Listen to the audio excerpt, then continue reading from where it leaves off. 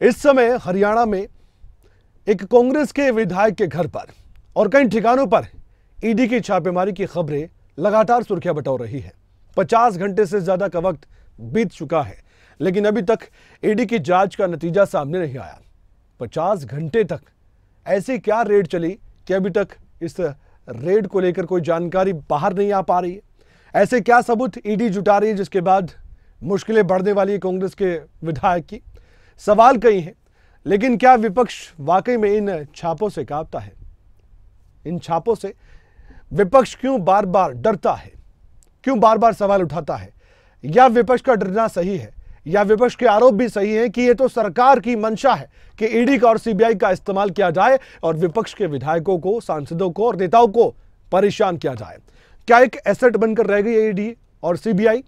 सवाल ये विपक्ष पूछता है, लेकिन साथ ही सत्ता पक्ष की ओर से साफ तौर पर कहा जाता है कि निष्पक्षता के साथ ईडी अपना काम कर रही है और ईडी के काम में दखलंदाजी सरकार कैसे कर सकती है।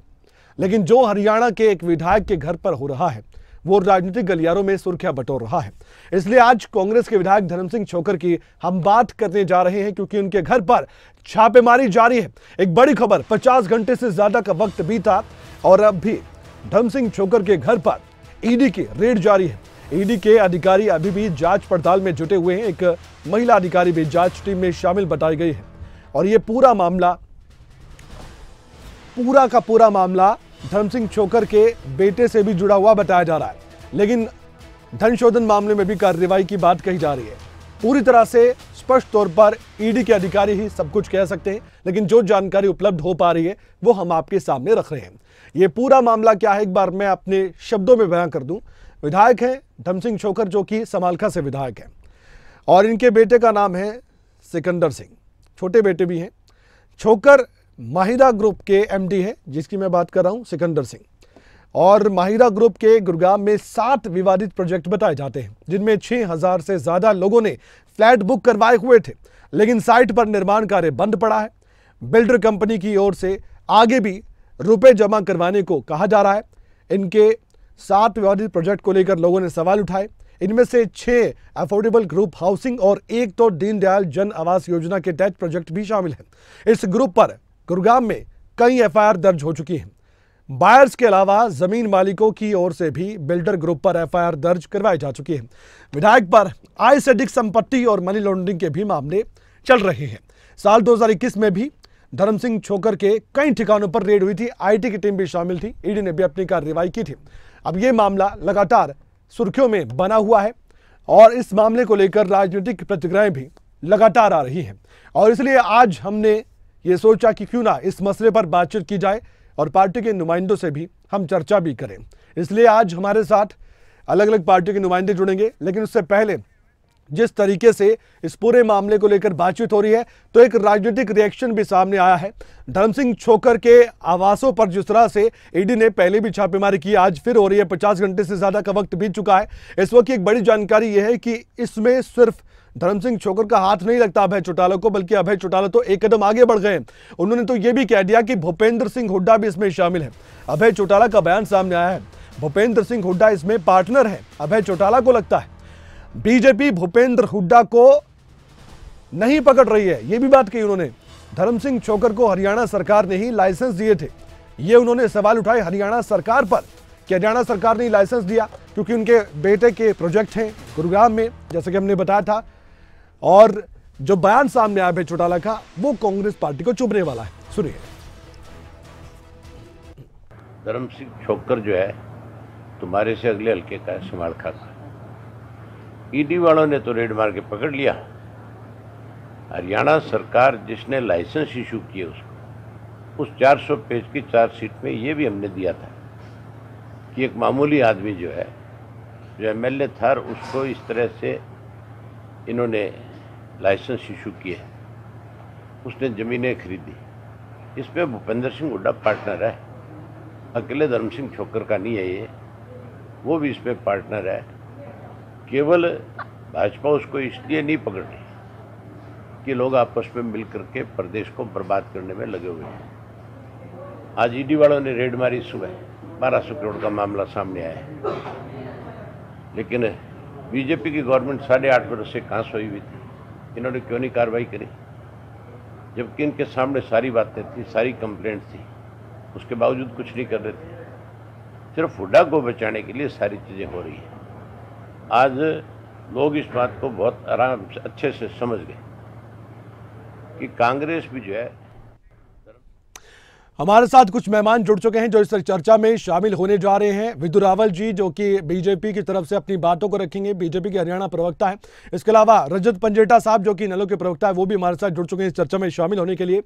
कांग्रेस की ओर से अभी तक हमारे पास कोई नुमाइंदा नहीं आया, हमने कोशिश की उनसे, लेकिन हम सोच रहे हैं कि क्यों ना कांग्रेस के विधायकों को ही चर्चा में शामिल कर उनका रिएक्शन लिया जाए। हम उस पर जरूर बातचीत करेंगे, लेकिन सबसे पहले विदु रावल जी मैं आपसे सवाल करूंगा। सर विदु रावल जी, आपने सुना अभय चौटाला को, अब उनको तो मौका मिल गया है, कांग्रेस को तो घेर ही रहे हैं, लेकिन साथ ही बीजेपी को घेरने का मौका नहीं छोड़ते कहीं पर भी। उन्हें तो ये तक कह दिया कि हुड्डा को ही बीजेपी बचा रही है, और यहां पर जब छापेमारी किसी विधायक या सांसद के घर पर होती है या किसी विपक्ष के नेता के घर पर होती है, फिर ईडी का इस्तेमाल सरकार करे, इस तरह के आरोप लगते हैं। इस पर आपका रिएक्शन में लेना चाहूंगा, जो धर्म सिंह छोकर के आवास पर ईडी की रेड चल रही है।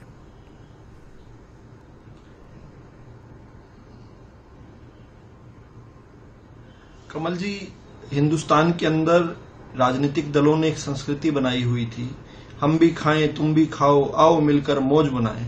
भारतीय जनता पार्टी ने, बल्कि यूं कहूं कि भारत की जनता ने उस संस्कृति को खत्म किया। 2014 में पहले केंद्र में भाजपा की सरकार बनी और उसके बाद हरियाणा प्रदेश के अंदर भाजपा की सरकार बनी, और वो जो संस्कृति थी कि हम भी खाएं तुम भी खाओ, आओ मिलकर मौज बनाएं, और गली गली में शोर है मेरा नेता चोर है वाला जो एक संस्कृति थी, उस संस्कृति पर देश की जनता ने और हरियाणा की जनता ने विराम लगा दिया। अभी जो पिछले कुकर्म है उनको तो भुगतना पड़ेगा, और जो संस्कृति है, कहते हैं ओल्ड हैबिट्स डाई हार्ड, किस प्रकार से जो पुरानी गंदी आदतें पड़ी हुई हैं उन गंदी आदतों पर भी धीरे धीरे कर शिकंजा कसता जा रहा है। लेकिन मैं हैरान हूं, जो लोग प्रमाणित तौर पर कोर्ट द्वारा भ्रष्टाचारी प्रमाणित हैं, वो लोग आकर जब भ्रष्टाचार पर लेक्चर देने लगते हैं तो बड़ी अजीब सी बात लगती है। ये बात ठीक है कि कांग्रेस के जो सुप्रीमो है, कांग्रेस की जिसको हाई कमांड कहा जाता है, जो फर्स्ट फैमिली है, उस फर्स्ट फैमिली में लोग जो है भ्रष्टाचार के गंभीर मामलों में जमानतों पर बाहर हैं। हम जानते हैं, माँ और बेटा की बात करें, लेकिन हरियाणा के अंदर भी किस प्रकार से कांग्रेस के पूर्व में जो हरियाणा के मुख्यमंत्री रहे माननीय भूपेंद्र सिंह हुड्डा जी, उन पर भी जो है मामले चल रहे हैं भ्रष्टाचार के। लेकिन एक और पूर्व मुख्यमंत्री जो हैं वो 10 साल तिहाड़ बिता कर आए हैं और उन पर प्रूवन गिल्टी थे। कोर्टों के अंदर मामले नहीं चले, मामले प्रूव हुए और 10-10 साल तक तिहाड़ में पापड़ बनाकर आए, और उसके बाद जब बाहर आए तो 1 साल से पहले फिर आय से अधिक संपत्ति में चले गए। उनके सुपुत्र श्री आकर यहाँ पर अगर भ्रष्टाचार की अगर परिभाषित करने लगे, मुझे लगता है जो आयरनी विल डाई 1000 लाइफ्स उनकी खत्म हो जाएंगी आयरनी की। लेकिन इस प्रकार से कितना सस्ता हो गया जनता के विवेक को इस प्रकार से समझ लेना।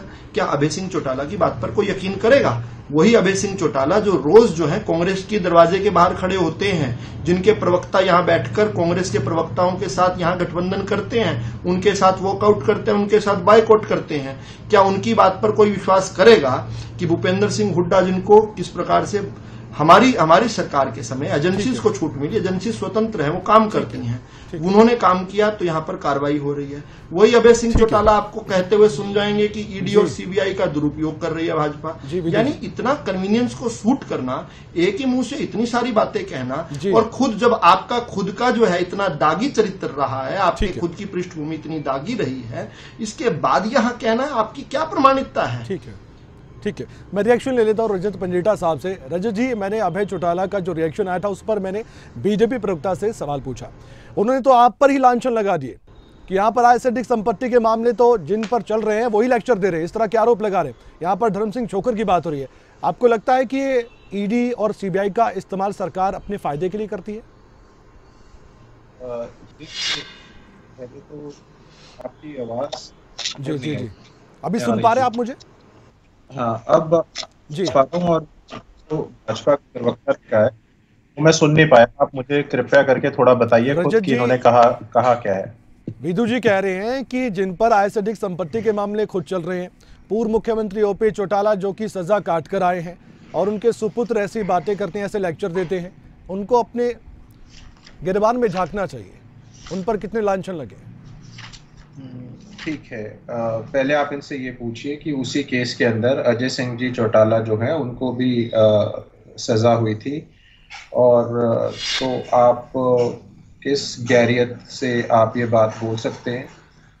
आपको पहले अपने गिरेबान में झांक के देखना चाहिए कि आप कर क्या रहे हैं। आप बोलने से पहले कुछ सोचिए कि जनता सुन रही है, जनता बेवकूफ तो नहीं है कि सेम केस का उदाहरण यहाँ बैठ के दे रहे हो आप। उसी केस में डॉक्टर अजय सिंह चौटाला जी को भी जेल हुई है 10 साल की।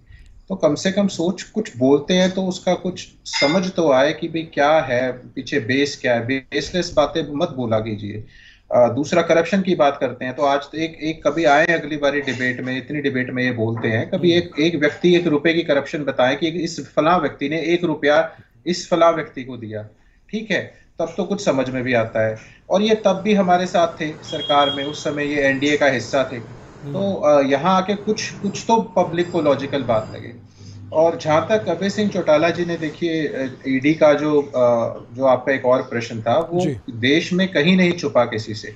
किस तरह एक के बाद एक 3 एक्सटेंशन जो हैं वो जो ईडी के चीफ हैं उनको दी गई, फिर माननीय सुप्रीम कोर्ट की फटकार लगी भाई अब इसके बाद एक्सटेंशन नहीं दी जाएगी, फिर भी 1 महीने की एक्सटेंशन दे दी, तो ताकि अपनी फायदे फूले सारी निपटाओ पीछे वाले।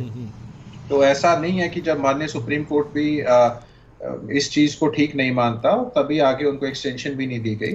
तो और दूसरी बात, जहां तक अभय सिंह जी चौटाला ने कहा है कि ये एक्चुअली आपके पास सारी डिटेल्स नहीं है, लेकिन हाँ अगर कहीं ना कहीं गलत लाइसेंस दिए गए हैं इसमें, अगर आपको थोड़ा याद होगा गुरुग्राम की एक चिंतल सोसाइटी का पीछे काफी मीडिया में और अखबारों में बहुत चला था। बिल्कुल बिल्कुल। तो उसमें 304A का और 302 का मुकदमा भी दर्ज हुआ था बिल्डर के खिलाफ जी। और ऐसी बहुत सी वो है, मुझे नहीं पता इसमें चिंतल सोसाइटी, क्योंकि ईडी की जो मेरे पास कुछ भी अभी तथ्य नहीं है, वो या तो मीडिया से आपसे पता चलेगा या विधुरावल सरकार के है वो, या वो बताएंगे।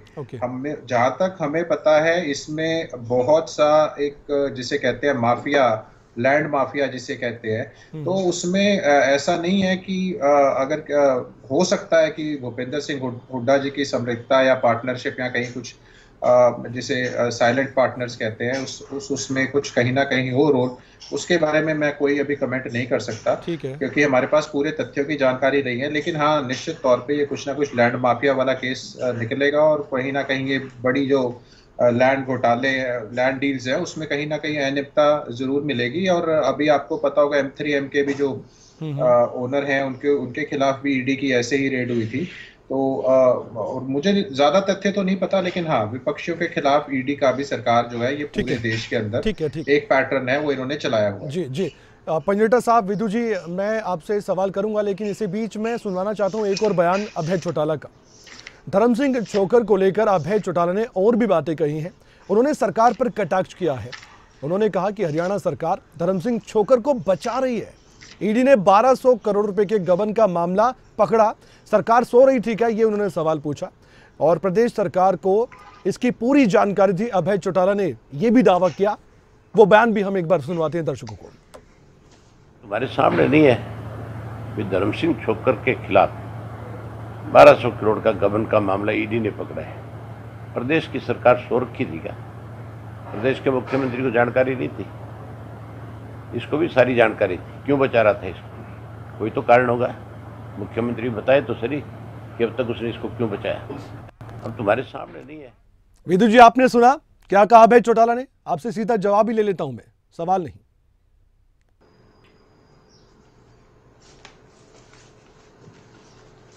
कमल जी, मैं हैरान हूं कि कांग्रेस के माफी चाहूंगा, कांग्रेस की सहयोगी पार्टी इंडियन नेशनल लोकदल के प्रवक्ता सहयोगी पार्टी और उनके साथ साथ उनके सुप्रीमो माइंड मेकअप नहीं कर पा रहे।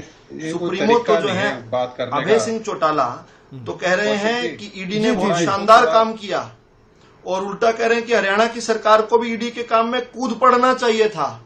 और यहाँ उनके प्रवक्ता बैठकर कह रहे हैं कि ईडी और सीबीआई का दुरुपयोग हो रहा है। तो चित भी मेरी और पट भी मेरी।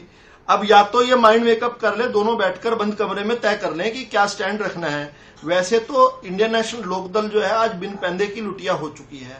रोज कांग्रेस के दरवाजे पर खड़े होते और कांग्रेस वाले दरवाजा खोलकर इनको शरीर के किस भाग से इनको लुढ़का देते हैं वो मैं बोलूंगा तो ये बुरा मान जाएंगे। लेकिन खैर, मुद्दे की बात इतनी है केवल कि ये दोनों लोग आपस में माइंड मेकअप कर लें कि has ED done an excellent job और नॉट। विदु जी इनके सुप्रीमो तो पंडिता जी, आप दोनों को अच्छा बीच में रोक रहा हूं क्योंकि कांग्रेस का रिएक्शन मैं लेना चाहता हूं। विधायक खुद जुड़ चुके हैं, राजेंद्र जी हमारे साथ फोन लाइन पर, उनका रिएक्शन लेना जरूरी है। विधायक जी, यहां पर एक मामला आपके सहयोगी विधायक से जुड़ा हुआ है, धर्म सिंह छोकर से जुड़ा, ईडी की कार्रवाई चल रही है, इस पर आपका रिएक्शन लेना चाहूंगा। कांग्रेस के विधायक और कांग्रेस के नेता इस पर क्या कहना चाहते हैं? विदुत जी, मैं उनसे बातचीत कर ही रहा था, फोन कट हो गया। अब अपनी बात आगे बढ़ा सकते हैं आप जहां पर आपने छोड़ी। देखिए, मैं फिर भी ये बात कहूंगा, ये कांग्रेस के किसी एक विधायक की बात नहीं है, ये कांग्रेस एज अ होल की बात है। बात आरोप ये लगते हैं कि भूपेंद्र सिंह हुड्डा का सीधा इसमें जो है दखल है, ये जो पैसा है ये भूपेंद्र हुड्डा का है। साथ साथ जो है अब तो जो है अभय सिंह चौटाला ने भी इस आरोप की पुष्टि की है। लेकिन फिर इनके दरवाजे के बाहर क्यों खड़े होते हो, गठबंधन कर लो हमसे। ये सारे भ्रष्टाचारी एक क्यों होना चाहते हैं भाजपा के खिलाफ, इस बात का भी तो जवाब दें। और सबसे महत्वपूर्ण है, ये कहते हैं कि एक भी सबूत नहीं मिला। फिर 10 साल तक हरियाणा के आदरणीय पूर्व मुख्यमंत्री ओम प्रकाश चौटाला जी 10 साल तक तिहाड़ में क्या कर रहे थे? स्वतंत्रता संग्राम का आंदोलन लड़कर गए थे क्या? अलमारी को पीछे से काट कर गए थे। हरियाणा सरकार महंगे वकील खड़े किए थे। विजिलेंस की जांच या कुछ ऐसी बात नहीं आई कि हरियाणा सरकार सिफारिश कर दे, हरियाणा सरकार कहे कि धर्म सिंह छोकर कुछ गड़बड़ कर रहे हैं, वो ये बात कह रहे हैं, इस तरह की बातें कह रहे हैं कि हरियाणा सरकार क्या सोई हुई थी इतने सालों से?